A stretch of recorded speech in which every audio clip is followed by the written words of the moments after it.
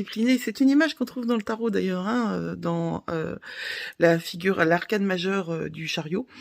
Nous ne sommes pas condamnés, hein, pour Platon, c'est dans Phèdre, dans ouais, je crois que c'est dans Phèdre.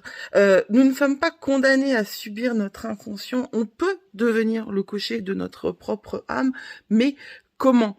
Eh bien, en observant, en conscientisant, en comprenant que oui, on manifeste ce que l'on vit, mais que non, c'est pas de notre faute, que le simple fait de conscientiser cela, de voir que nous sommes à l'origine, c'est une première étape vers la paix.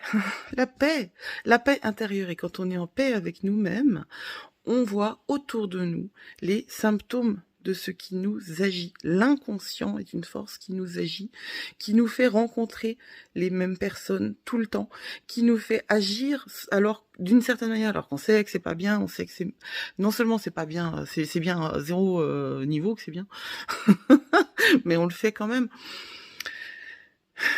En observant, en conscientisant, on a la connaissance, et vous savez quoi?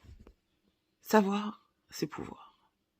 Et quand on sait, on se rend compte que le monde extérieur est une forme de miroir.